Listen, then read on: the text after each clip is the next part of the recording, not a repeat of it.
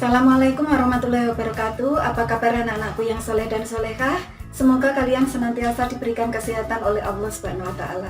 Kali ini kita akan belajar materi kekongruenan segitiga. Sebelum kita mulai video pembelajaran kita kali ini, kita baca doa. Bismillahirrahmanirrahim. Rabbi zidni ilma warzuqni fahma waj'alni minas sholihin. Amin. Mari kita simak video pembelajaran berikut ini.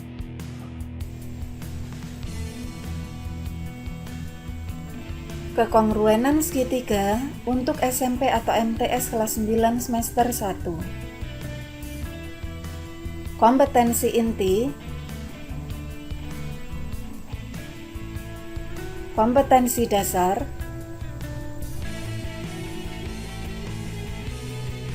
indikator, tujuan pembelajaran. Perhatikan gambar berikut. Disajikan gambar segitiga-segitiga yang kongruen. Jadi segitiga pada gambar ini mempunyai bentuk dan ukuran yang sama.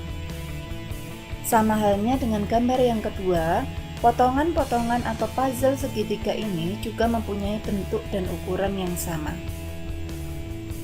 Dua segitiga dikatakan kongruen jika memiliki bentuk dan ukuran yang sama.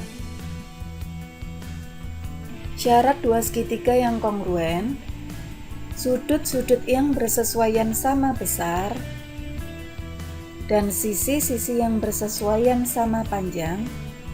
Ilustrasinya seperti berikut.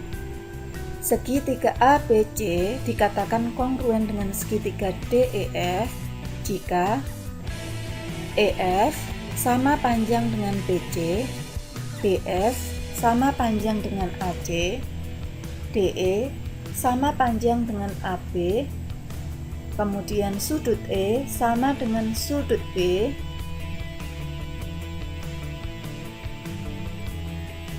sudut D sama dengan sudut A,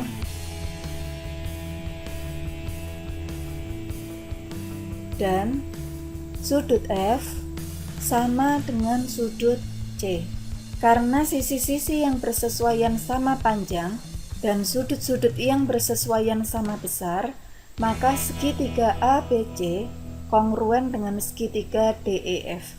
Jadi, simbol ini dibaca dengan kongruen. Syarat cukup kekongruenan segitiga ada SSS atau sisi-sisi-sisi, maksudnya ketiga sisinya sama panjang. SSDS atau sisi sudut sisi, jadi SDSSD adalah sudut sisi sudut, kemudian SDSDS sudut-sudut sisi. Penjelasannya sebagai berikut. Yang pertama, SSS atau sisi-sisi-sisi, di mana ketiga sisinya sama panjang, segitiga ABC dan segitiga DEF.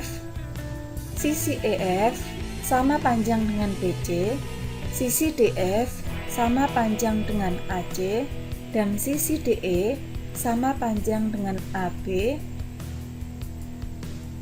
Karena AB sama dengan DE, AC sama dengan DF, dan BC sama dengan EF, maka segitiga ABC kongruen dengan segitiga DEF. Jadi hanya dengan ketiga sisinya sama panjang, sisi yang bersesuaian sama panjang, maka dua segitiga ini dikatakan kongruen. Kemudian sudut sisi sudut, ilustrasinya sudut E atau DEF sama dengan sudut ABC. Kemudian sisi EF sama dengan sisi BC. Dan sudut F atau sudut EFD sama dengan sudut C atau sudut BCA.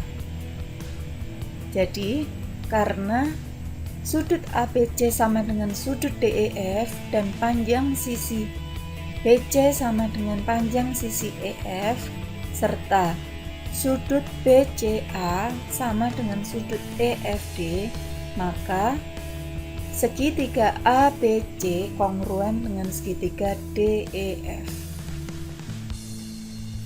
Berikutnya adalah sisi sudut sisi. Ilustrasinya,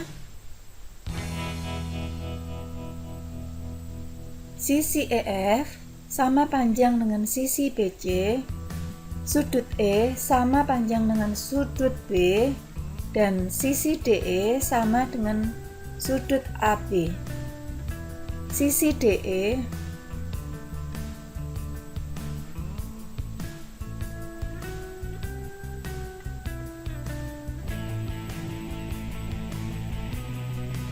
sisi sudut sisi, ilustrasinya adalah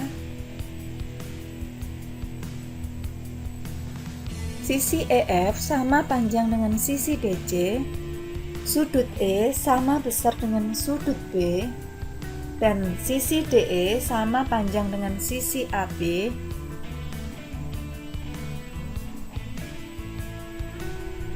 Maka karena di sini sisi sudut sisi, jadi sudut ini merupakan sudut dari sisi yang diapit ini, maka segitiga ABC kongruen dengan segitiga DEF. Sudut-sudut sisi.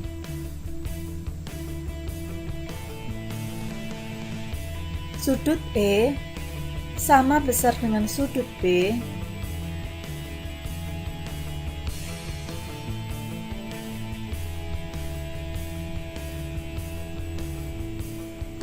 Sudut F sama besar dengan sudut C.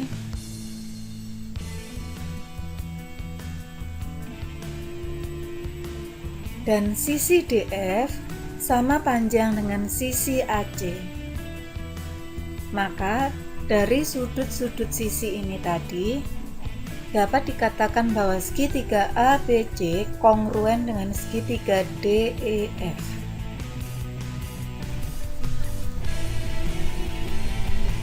Pak Rama adalah seorang arsitektur. Dia berencana membuat dua gedung yang sama seperti pada gambar di samping. Jika dilihat dari depan, gedung tersebut berbentuk seperti dua segitiga siku-siku dengan panjang alas 90 meter dan besar sudut alas selain sudut siku-siku adalah 60 derajat serta salah satu tinggi gedungnya adalah 120 meter. Pertanyaannya, apakah dua gedung tersebut sama atau kongruen? Bagaimana dengan ukuran panjang dari sisi-sisi yang lain pada dua gedung tersebut?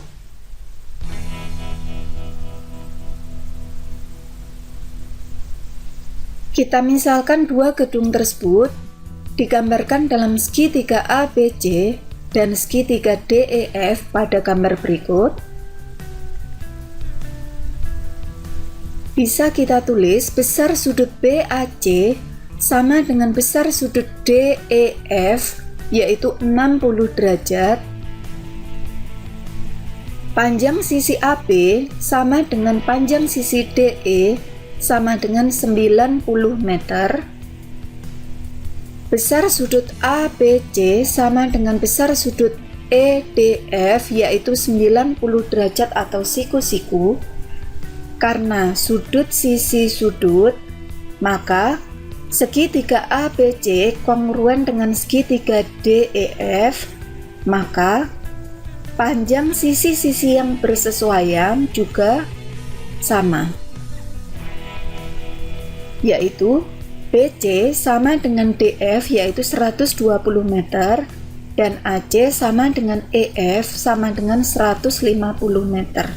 150 meter, kita lihat kotak yang berwarna kuning ini, kita ingat kembali teorema Pythagoras. Jadi pada segitiga siku-siku berlaku teorema Pythagoras. Untuk mencari sisi miring pada segitiga siku-siku, EF kuadrat sama dengan DE kuadrat tambah DF kuadrat. Jadi EF merupakan sisi miring atau hipotenusa pada segitiga siku-siku. Maka EF kuadrat sama dengan 90 kuadrat ditambah 120 kuadrat, sehingga hasilnya adalah 22.500.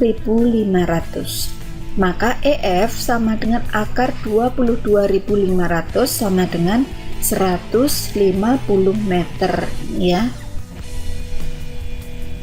Apakah dua gedung tersebut sama? Ya, dua gedung tersebut sama atau kongruen. Bagaimana dengan ukuran panjang dari sisi-sisi yang lain pada dua gedung tersebut? Jadi karena kongruen, maka sisi-sisi yang bersesuaian sama panjang, sehingga BC sama dengan DF yaitu 120 meter dan AC sama dengan EF sama dengan 150 meter.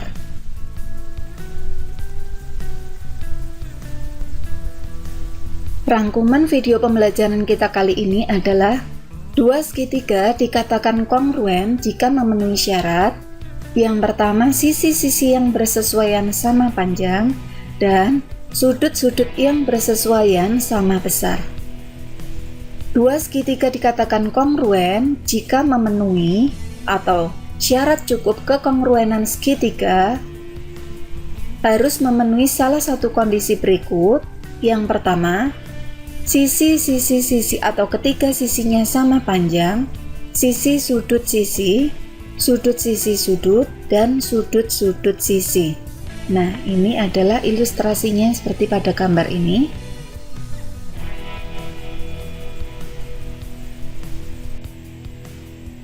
Latihan soal nomor 1. Jika segitiga ABC kongruen dengan segitiga DEF, tentukan panjang DE, EF, dan DF. Nomor 2. Jika segitiga PQR kongruen dengan segitiga RST dan besar sudut S adalah 90 derajat, tentukan panjang SR, RQ, dan TR. Sulit bukan berarti tidak mungkin. Itu tadi video pembelajaran tentang kekongruenan segitiga. Semoga menambah pengetahuan kalian dan bermanfaat untuk kalian, serta bisa membantu kalian menyelesaikan soal-soal yang berkaitan dengan kekongruenan segitiga. Sebelum kita tutup video pembelajaran kita kali ini, kita baca doa. Bismillahirrahmanirrahim. Allahumma inni astaudiuka ma 'allamtani fardudahu ilayya inda hajati wala tansanihi ya rabbal alamin. Tetap semangat belajar dan jaga kesehatan. Wassalamualaikum warahmatullahi wabarakatuh.